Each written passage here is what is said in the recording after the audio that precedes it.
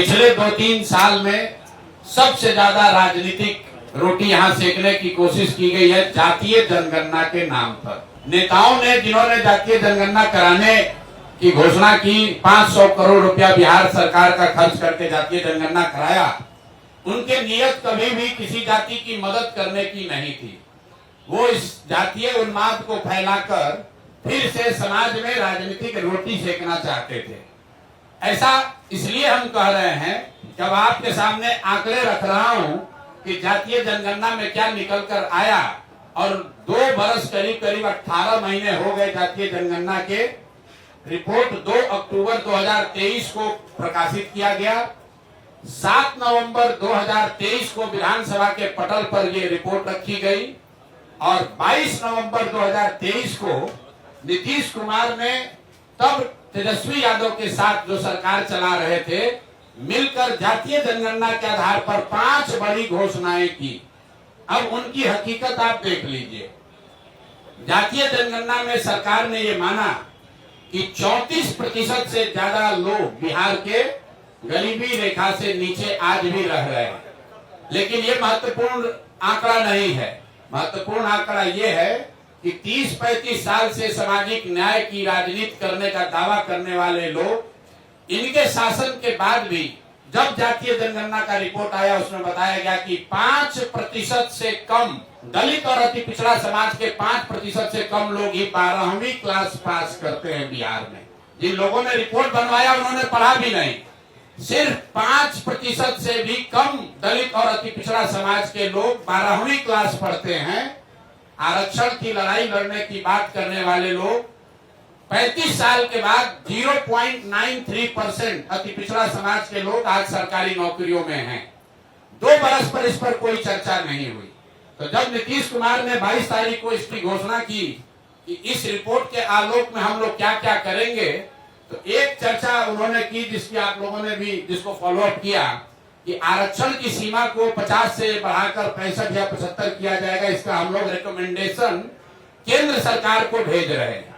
तो मैं अब पहला मांग ये कर रहा हूं नीतीश कुमार से कि भैया केंद्र में भी तुम्हारी सरकार है और राज्य में भी तुम्हारी सरकार है और सामाजिक न्याय के आप पुरोधा भी हैं।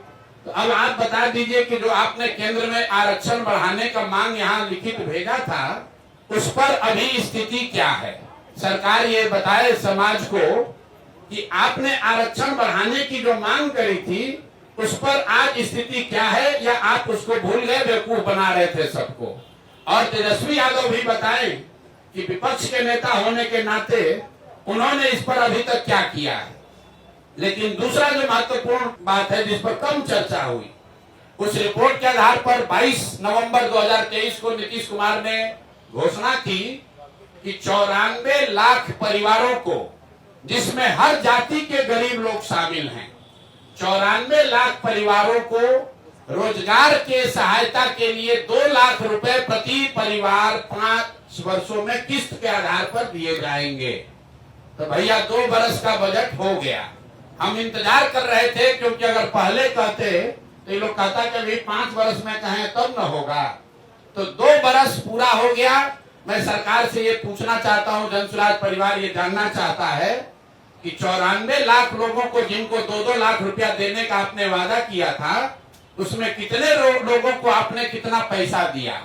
और अगर नहीं दिया तो मान लीजिए कि जैसे आपके मोदी जी, आपके जिनके आप लाडले मुख्यमंत्री हैं, मोदी जी ने जैसे 15 लाख रुपया सबको देंगे का जुमला फेंका था, आप भी ये मानिए कि आपने भी ये बिहार के लोगों को जुमला दिया था कि 94 लाख परिवारों को, और इसमें सिर्फ किसी जाति विशेष के लोग नहीं हैं, विधानसभा के पटल पर। और आपको मैं कह रहा हूं 22 नवंबर का नीतीश कुमार का ट्वीट देख लीजिए, उनके ऑफिशियल हैंडल से ये ट्वीट किया गया है कि 94 लाख गरीब परिवारों को 2 लाख रुपया की राशि दी जाएगी। अभी तक एक परिवार को 1 रुपया भी नहीं दिया गया है।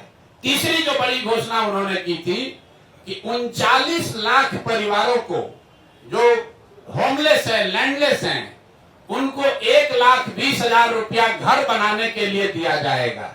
तो मैं तीसरी मांग ये कर रहा हूं कि जातीय जनगणना के नाम पर समाज को लड़ाने की जो योजना आपने बनाई थी वो तो कामयाब हुई नहीं। ये बता दो कि 39 लाख लोगों में से कितने लोगों को 1,20,000 रुपए की राशि दी गई है।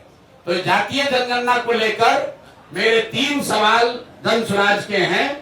पहला कि आरक्षण बढ़ाने के लिए जो आपने दावा किया था कि आप केंद्र सरकार को रिकमेंड कर रहे हैं, उस पर आज स्थिति क्या है? किस तारीख को आपने रिकमेंड किया और केंद्र सरकार ने उस पर क्या निर्णय दिया? क्योंकि केंद्र में भी भाजपा और नीतीश की ही सरकार है, और अगर नहीं दिया तो प्रधानमंत्री अभी आ रहे 24 तारीख को, तो मधुबनी में प्रधानमंत्री को यह घोषणा करना चाहिए, जवाब देना चाहिए, क्योंकि जदयू के लोग भी भीड़ जुटाने में लगे हैं। सरकारी खर्चे पर डीएम सीडीपीओ से लेकर सारा प्रशासन लगा हुआ है, सरकारी खर्चे पर भीड़ जुटाई जा रही है। तो उसमें मोदी जी को और नीतीश जी को बताना चाहिए कि जातीय जनगणना के आधार पर आरक्षण बनाने के प्रस्ताव की स्थिति आज क्या है। दूसरा, 94 लाख परिवारों को जो 2 लाख रुपए आपने देने की बात कही थी, उसकी स्थिति क्या है? हम लोग की जानकारी के हिसाब से, आप लोग भी पत्रकार है, अभी तक के बजट में, 2 बजट में इस योजना के तहत 1 रुपया का भी प्रावधान नहीं किया गया है। और तीसरी बात, कि आपने 39 लाख जो होमलेस, लैंडलेस, खासकर दलित समाज के लोग थे, उनके लिए अभी तक 1,20,000 रुपया जो जारी करने के लिए कहा था, उसमें कितना पैसा जारी किया?